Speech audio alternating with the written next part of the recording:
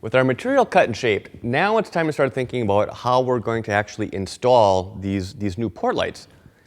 There's one aspect of this installation that, in my opinion, either makes or breaks kind of how it appears, and long term, kind of how well it lasts. A lot of people seem to think that when you're installing these, this polycarbonate or the new plastic in here, that it's actually put in with just a heavy bead of caulking, that's run around the perimeter here. And when you push this plastic in place, that caulking kind of oozes out and kind of fills in all the, I guess, this white gap or this lip running all the way around. That's not how it's done, at least not if you want it to look good. The trick to all this is using what's called Vhb tape, and it's made by 3M, but that stands for very high bonding tape.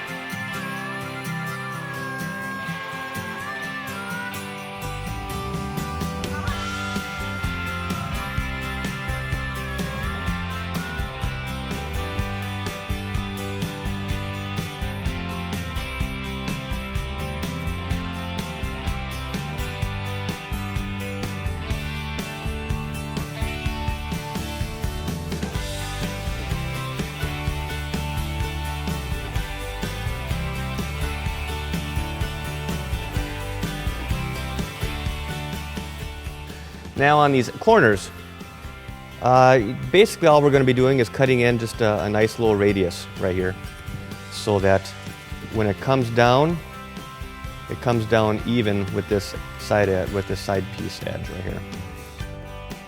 And this is all just eyeballing.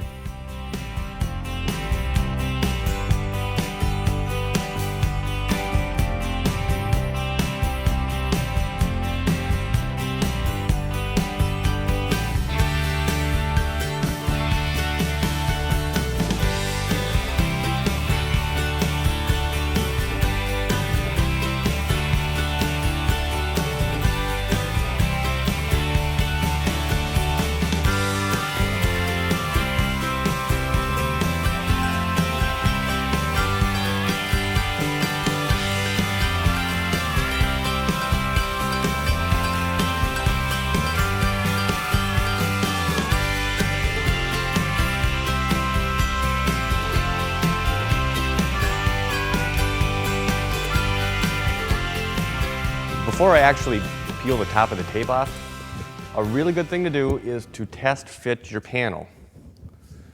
Just to make sure that you've got it situated right when you go to put it in place. So,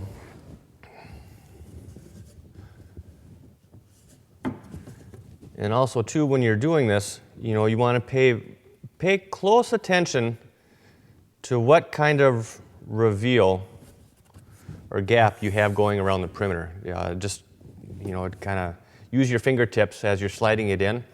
Use your fingertips to kind of gauge side to side to make sure it's even. Because as I had mentioned before, once you actually set this in place, there are no redos. I mean, when it's down, it's down. It's not coming up. So get a feel for how it needs to look when you're setting it in. And then, because this side of the poly is blank, I don't have any reference, so I like to come in and say, that side goes up. So, with that out of the way, now we can start peeling our tape. And I don't know why this is always kind of tricky for me. Huh? That one's pretty slick. Maybe all I got to do to actually make this easy is to have a camera on me, huh? It's also a good idea, especially when you're not necessarily working with brand new material, but when you're, I guess, working with old material, a window that's just come loose, you're able to pop it out, clean it up, put it back in.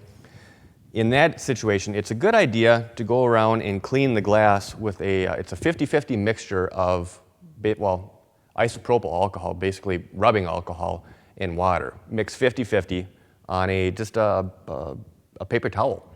So just go around the perimeter where the tape is going to be bonding onto the glass, and just clean it up with the alcohol and water mix.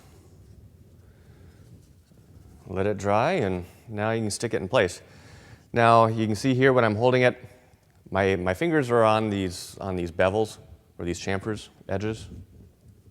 How many different ways can I call this? Anyways, I'm not touching this glass. Okay, now here's the moment of truth. I mean, like I said, you get one shot. So you gotta make it count.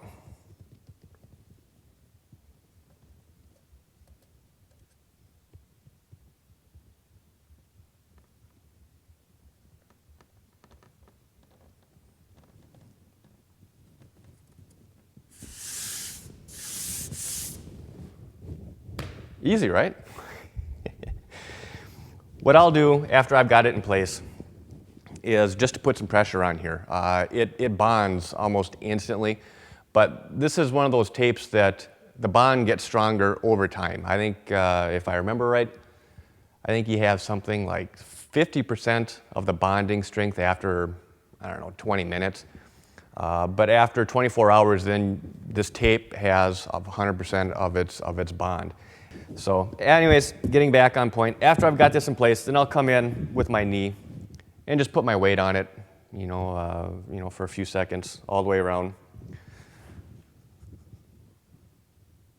Since we're working with plastic here, as I had mentioned in a different video talking about different types of caulking, since we're working with plastic, you have to use a silicone for glazing around the perimeter on here, just so that you get good adhesion. Silicone is normally a dirty word in my vocabulary, but in this situation, it's what you got to use. Now, I've tried a lot of different silicones over the years, and there's really only one brand that'll get my stamp of approval. But it's made by Dow Corning. It's their 795. It's a very, very good silicone. You have a lot of. Let me back up a little bit. I've got two major beefs with silicone. One, you normally don't have that much working time with it. So by the time you gun your line out, a lot of silicones, you only have maybe 30 seconds to come back and smooth it over before it starts to kind of get tacky on you. And rather than getting a nice smooth bead, it kind of starts to stretch and get stuck on your fingers, and it looks like crap. My other beef, and that's just nature silicone, is it is just a bear to clean off. But if it's what you got to use, it's what you got to use. So let me start grabbing some masking tape. We're going to come all the way around all these Portlights. I've got 8 of them total to do. So let me get all the taping done, and then we'll start glazing these off, and then pulling our paper and calling it done. For the most part, taping is taping, but there is one little thing that I'd like to do that makes pulling the tape back off a little bit easier and a little cleaner. When you're taping everything off, I like to work in a circle. So rather than doing the top and the bottom and then the sides, if you do the top, work your way down and around and back over. Now when you come to pull the tape, you've got your edges that are overlapping. So you'll be able to start at one edge and just pull the whole works up all in one shot, hopefully. But it makes it a lot easier rather than trying to take each little edge, pick it up, pull it, find the next edge, pick it up and pull it while you've got caulking on your fingers. And it's just a lot cleaner if you can just snag one edge. And I like to leave the last edge kind of folded over so I have a little tab to grab. But grab that one tab, and the whole thing comes up all in one shot. So, I'm not going to show this because, like I said, taping is generally pretty boring. Now, one thing that I did do is when I trimmed the tip of this caulking off, just a little bit. I wanted kind of a small hole. and hopefully you're able to see it here, but I took the tip of it after it was cut at an angle, and then I crimped it with some needle nose pliers, just so that the tip is a little bit smaller. It's going to be easier to fit inside of these grooves going all the way around, because I want to make sure that the gap running around all these port lights are completely filled with caulking.